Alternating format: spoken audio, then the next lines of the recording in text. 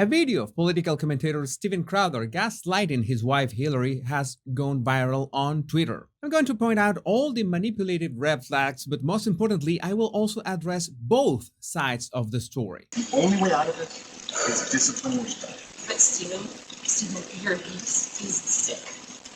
Your abuse Watch it. is sick. Watch it. Fucking watch it. This video is going to be divided in two parts. First, I'm going to analyze what can we see and hear from both Crowder and his wife. And then in the second part, I'm going to lay out all the circumstances surrounding this encounter, including her pregnancy and his health conditions. By the end of this video, you will learn to spot these red flags no matter if they come from men or women, and also have a better idea of what was going on with this couple so you can come to the best informed conclusion regarding this behavior. Hello, welcome back, my body language buddies. My name is Jesus Enrique Rosas. I'm the body language guy. And perhaps the first red flag that caught my attention was when he implies the consequences of refusing to do wifely things. No, you just did it. I drew a boundary of abusive and cruel. You were not taking the car.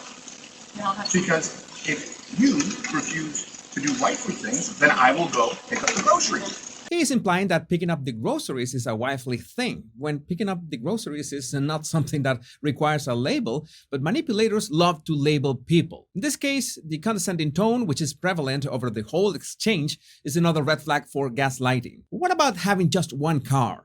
No, you're not taking the car.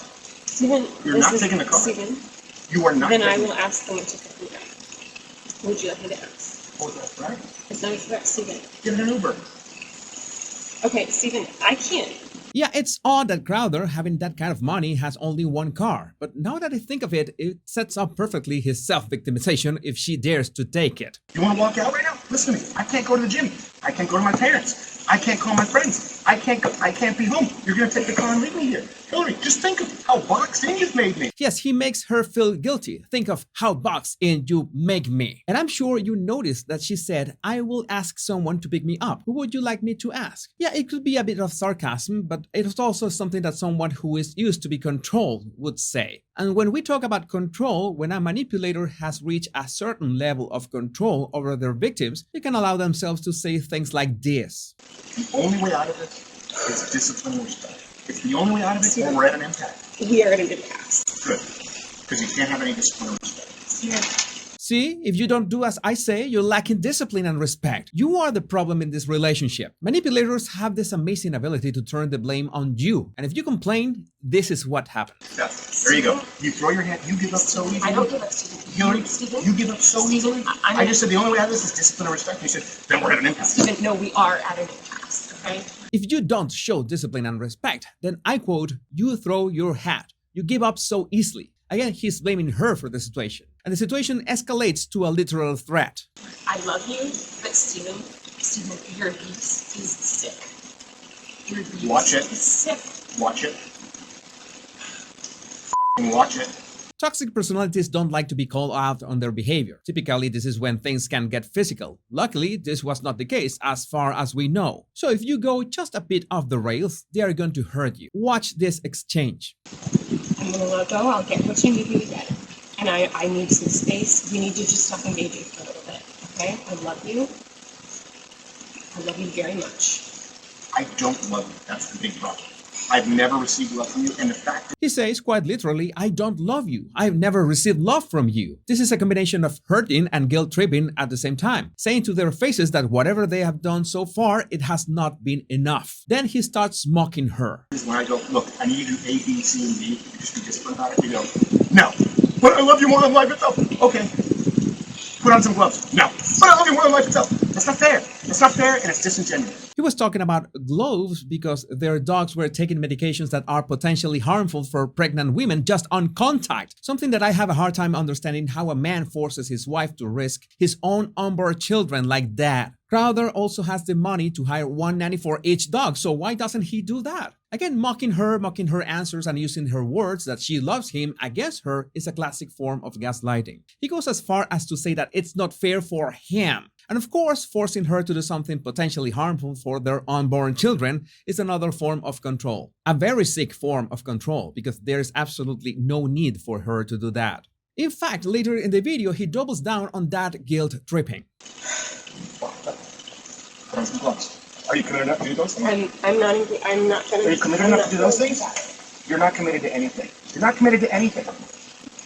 You just said I love you. I'm committed. The guilt tripping is another technique to put you in a situation of damn if you do, damn if you don't. If you say you're committed to a relationship, they will guilt trip you into doing something nonsensical that could harm you or your children. And we got more condescending tone.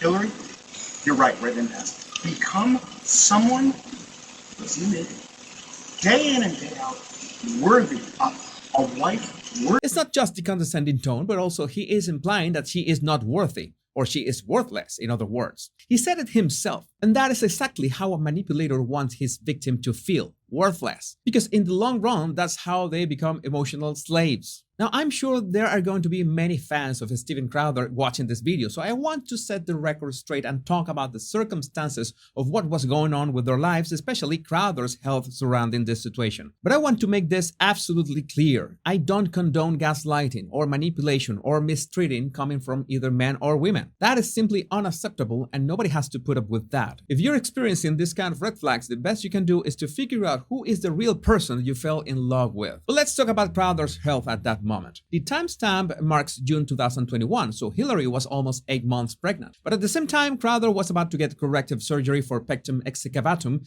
which is a condition in which his sternum is bent inwards into the chest cavity and can give you both cardiovascular and respiratory problems. Now, Crowder himself says in the video that this kind of surgery takes anywhere between 6 and 12 weeks to recover, which for anyone who creates content on the internet, it's an eternity. So he was going to take advantage of the couple weeks off he usually takes in the summer of every year for recovery. So that might be one of the reasons he decided to have this surgery so close to the end of his wife's pregnancy.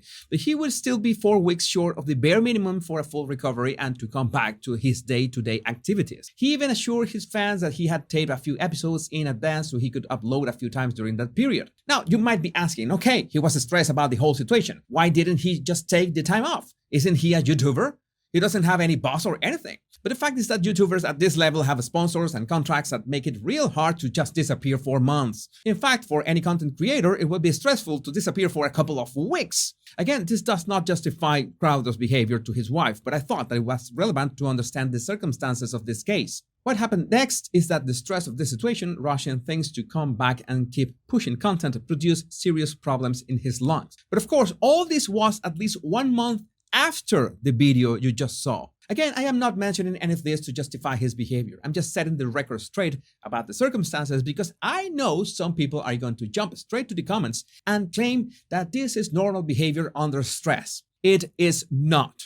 My conclusion is that this is never the way to treat your spouse, regardless of what you are going through. And there's something that all men should have, which are resilience and stoicism. And yes, we have to work them out. They don't come out of nowhere. I am not saying that one cannot feel stress or frustration or angst or dread for something that's happening or about to happen. But men must have the emotional maturity to understand our own situation and sublimate it so we don't vent that frustration or fear on our loved ones. In fact, men should be the emotional pillars of a house, no matter the circumstances.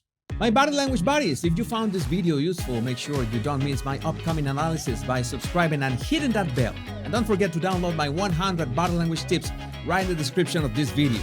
Much love and bliss.